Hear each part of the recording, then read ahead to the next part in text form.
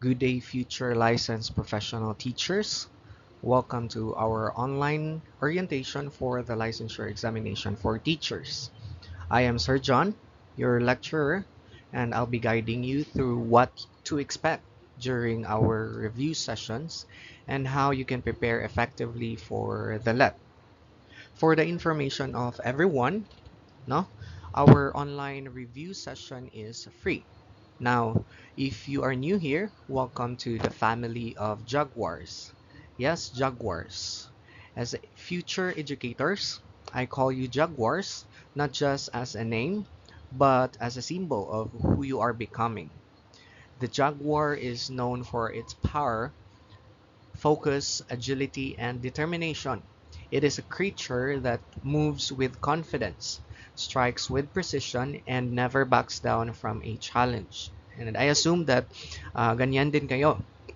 Okay, these are the very qualities needed to conquer the licensure examination for teachers. Okay, we have the power, the focus, the agility, and the determination.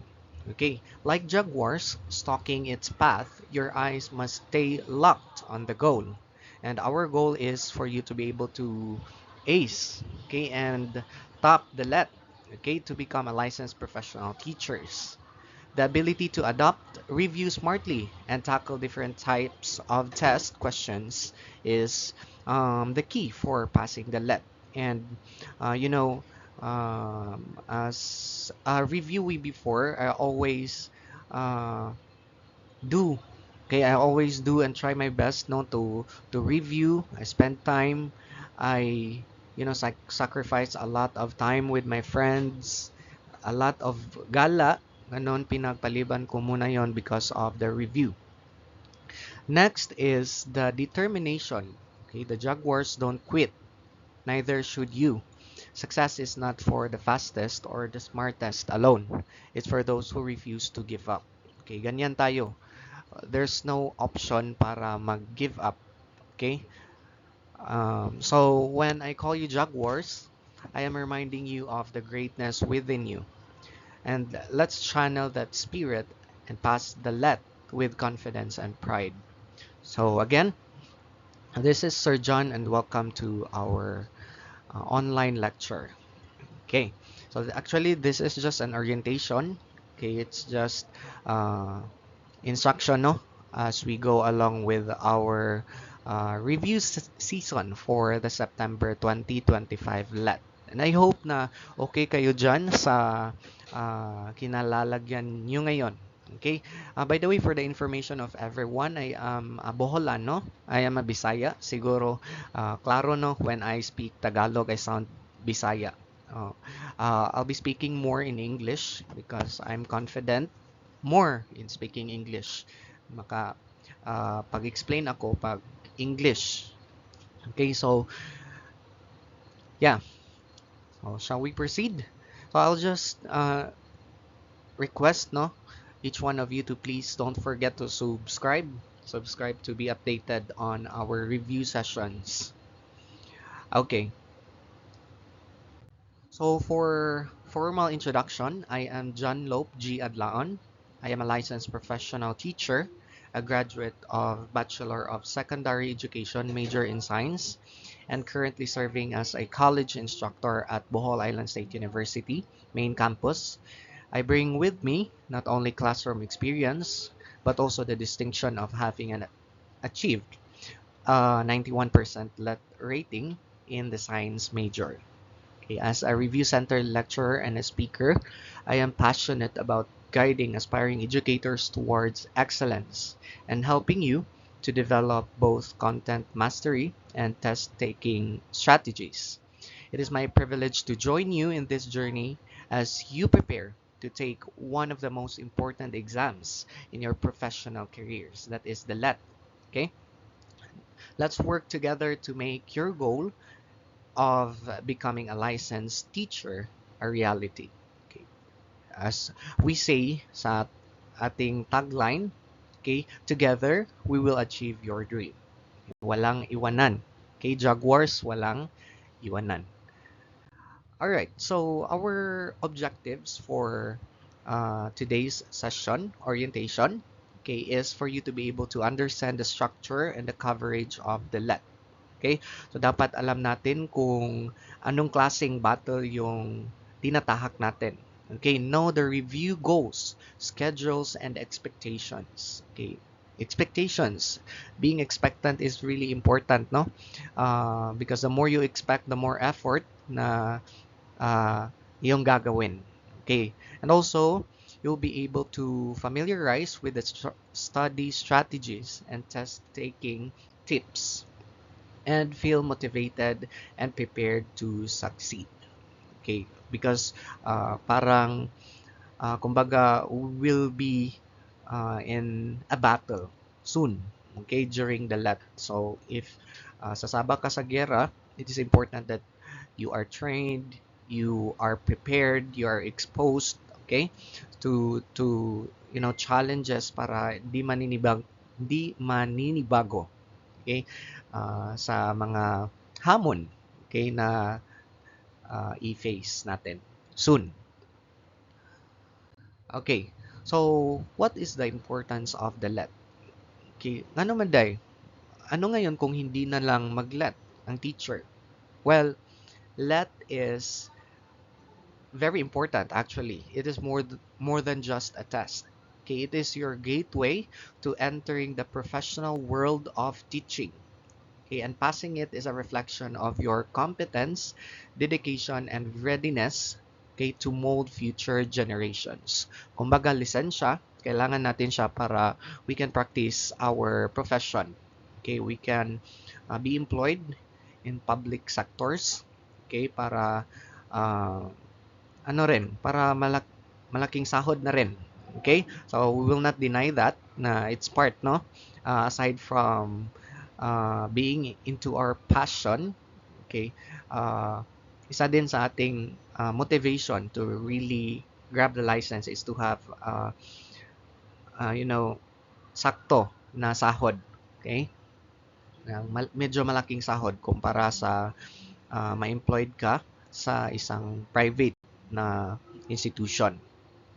Okay, so yeah, okay, the let is very important. So the let is composed of three major parts. Each one, okay, tests different sets of knowledge.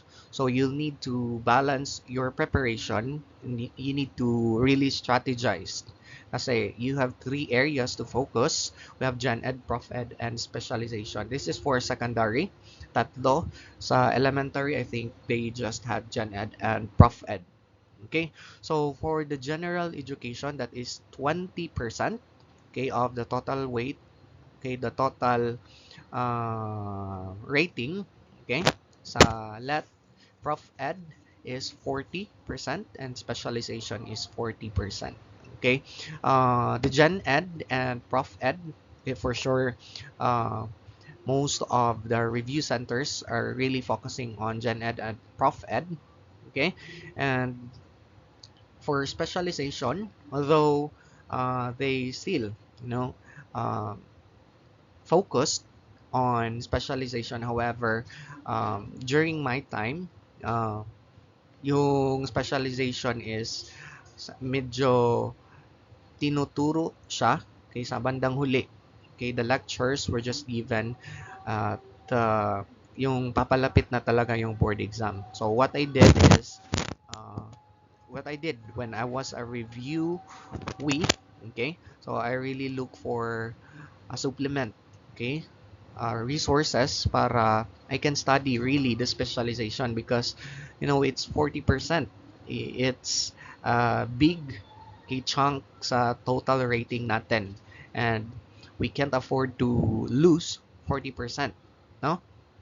So that's why I do research and I observe that talagang konti lang noon, okay, during my time ang nag-lecture, okay, about the science major. And that's why right now, okay, I'm doing this to to help someone who is aiming to top and pass the let.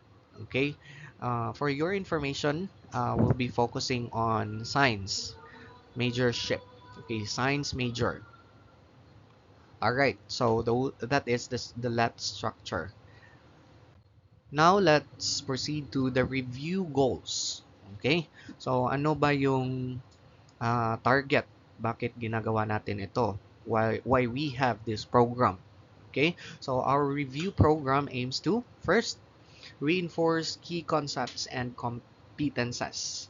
Okay, so I know that all of us here are aspiring science teachers, and we have get already the concepts, the needed theories, no?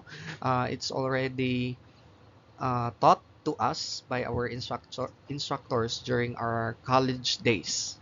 Okay, yung nag-aaral pa tayo. And this time, it's just a reinforcement on our concept and competencies na learn na natin. It's just like a review, okay? Back up of what we have learned already sa ating uh, college days. Okay, next is practice answering LAT style questions. So, as we go along with our review sessions, I'll be providing questions, drills for you to answer. Okay, it's up to you to program your own time, your own pacing to answer those questions.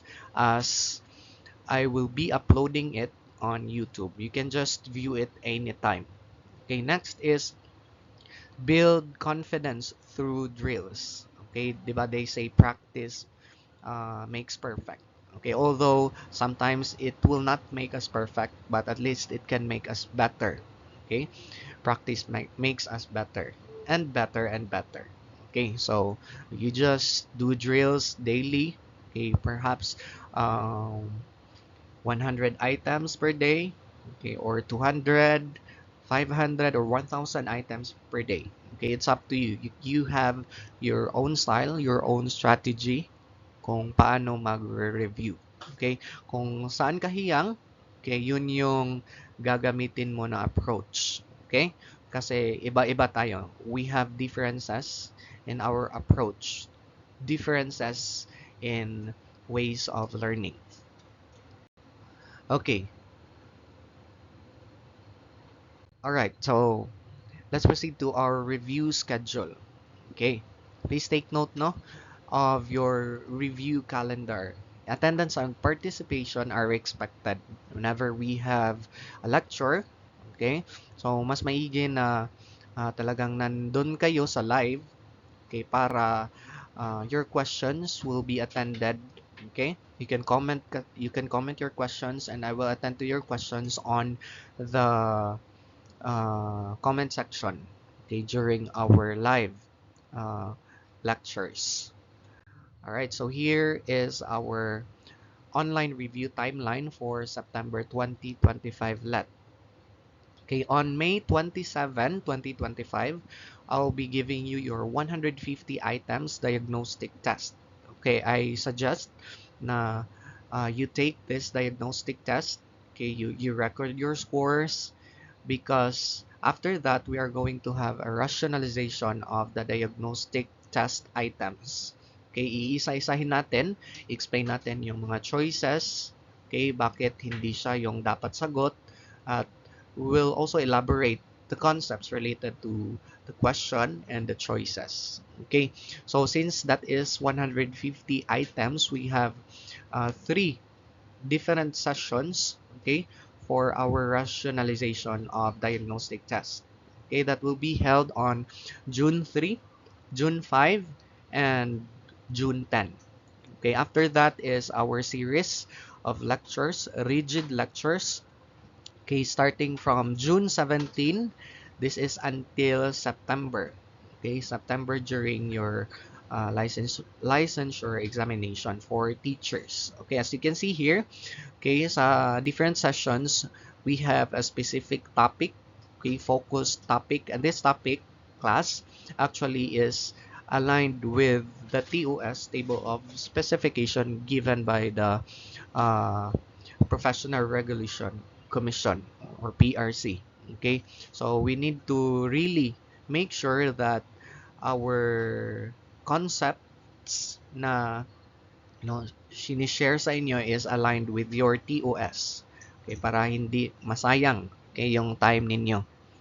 Alright, so here it is. Okay, July 29, still lecture. That is until September 2. Okay, now on September 9, we are going to have our pre-board exam. Okay, so I will just make further announcement. Okay, kung malapit na yung pre-board about the things that you need to prepare, things like that. Okay, para makakonduct ng pre-board. Okay, next is September 16. Okay, that is our final coaching, rationalization of pre-board items. And I will share also, okay, mga blessings, okay, before you will take your licensure examination for teachers, okay, on September 21, 2025. Okay? So, parang medyo uh, malayo pa. We still have, I think, 3 months to prepare. And you know what? When you are reviewing, okay, for the LET, talagang the time is very fast. Mabilis talaga siya. So, um, baka one day, when you wake up, it's the LET exam na. So, do not waste time. Every day counts. So, dapat every day you spend time to study and prepare for the LET. Okay. So, yun yung ating timeline for September 2025 LET. Okay, so I'll be sharing with you here, okay, some study techniques, and these techniques was applied by yours truly, okay, before when I prepare for my LET. We have first the PQ4R. I don't know if you are already aware with this. Okay, it stands for preview, question, read, reflect, recite, and review. Okay, so let's start with the preview. Ano ba yung preview? Okay, so kumbaga you look kung ano yung material. Okay, that is looking over the material before reading it. Okay, skim the readings, okay, the headings, I mean, then subheadings, bold words, summaries, and visuals. Kumbaga, kung sa libro, okay, preview is the cover page, okay, the table of contents, okay. So, ano yung mai-expect mo, okay, sa materials na pinipili mo. Okay, the purpose of preview is get a general idea of the topic, okay, and how the information is organized. Okay, after preview, here comes the question. Okay, turn headings and subheadings into questions. Okay, meaning you ask yourself, what is this section all about? Okay, what do I need to learn from here? Okay, bakit ko ba to babasahin? Bakit ko ba to paglalaanan ng oras? Okay, so this makes reading more active and focused. Okay, after that, it's your time to read the material carefully to find answers to your questions. Okay, so focus on understanding the key points, concepts, and examples. It's very useless when we just read for compliance, meaning yung binabasa natin hindi natin naiintindihan. Okay, it's so worthless even if you have finished one book and then you don't understand kung ano yung nasa libro. Okay, so you need to focus as much as possible. You take down notes or highlight important details. Okay, after that, you reflect. Okay, think about why you've read, what you've read, okay, and how it connects to what you already know. So, my technique before, whatever things na I encountered as new to me, okay, talagang I think of a certain scenario that would relate to the concept, okay, na binabasa ko para mas madali siyang maintindihan, mas madali din siyang ma-recall. Okay?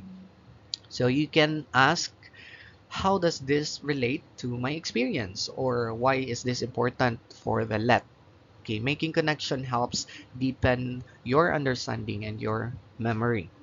So after that is recite. Okay, so recite.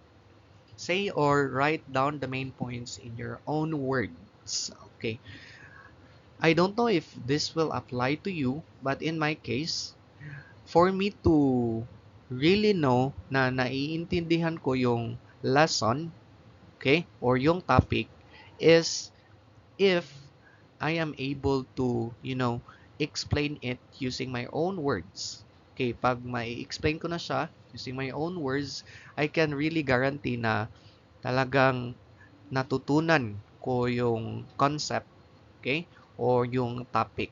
And that's why when you will visit my room, okay, during the time when I was a reviewee, okay, all of the corners are really full with notes. Even the ceiling, puno dyan na siya. Talagang napupuno ng mga notes para pag mata sa buntag, okay, every time I wake up, I can see it and review whenever I want because it's already there. Okay, makikita siya araw-araw. Okay, you can also apply that to your reviews season. Okay, so after that is we have, ano ba yung sunod? Okay, next to recite is review. Okay, you need to go back and review the materials regularly because sometimes sa dami ng mga concepts, we are science, no? Natural science, okay? Lahat ng areas ng science dapat alam natin. Okay, and it's very impossible for us to recall all of them at a time without reviewing. Okay, so practicing and practicing, reviewing and reviewing help us to, recall every concept na uh, pinag-aaralan natin. Okay, reread your notes, summarize, and questions. Okay, it doesn't mean na nasulat mo na, it doesn't mean na na-recite mo na, is na talagang hindi mo na makakalimutan. Minsan, okay, yung nasa notes, okay, makakalimutan din natin. Minsan din yung na-memorize na natin, makakalimutan din natin. Kaya we need to review. Okay, spaced repetitions improve long-term retention. And always remember to don't cram. Okay, just relax. Okay, you still have time. Just don't waste time. Okay, talagang you make the most of the time na meron kayo. Alright. Next is practice with let type questions daily. Okay, at this time in the information age, uh, there's really a lot. Okay, medyo madami na talagang mga uh, review, okay, materials na present online. Okay, you can look for it, you can use them. However, just a friendly reminder, no?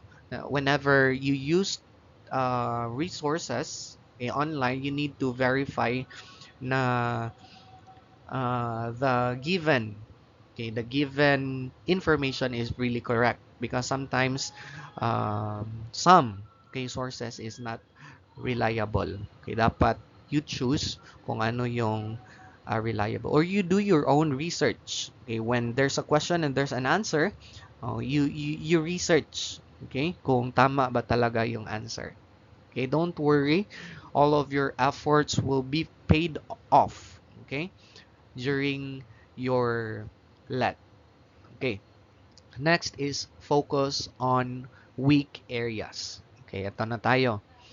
um, 'Di ba, mas gusto nating pag-aaralan or especially when we are studying with our friends, okay? Mas gaganahan tayong mag-review sa mga concept na masters na tayo kasi especially when somebody is with you, gusto mong ipakita somehow sa kanila, no, na you really know something about those topics. That's why kumbaga you tend to be focused more on the areas na alam mo na kasi Pag hindi mo alam, sometimes nakaka-bored siya, lalo na pag mahirap, okay? Okay, it will really pull us back. Okay? So dapat we focus on the weak areas. Okay, pag weak nimo ang physics, you focus on physics. If you are weak in chemistry, focus on chemistry. Okay? Kasi dapat balance. Okay, all of the areas in science, okay, pertaining to your level of understanding is balance dapat kasi generalist kasi tayo. Okay, so remember, the lat is tough, but so are you. Okay, you've made it this far, and with the right mindset and preparation, I'm very sure 100% that you will pass the lat. Okay, magtatap pa yan. Okay, you will be on the list of the top notchers provided by the PRC. Okay, for the September 2025 let. Okay, claim nyo na yan. Okay, you claim it already.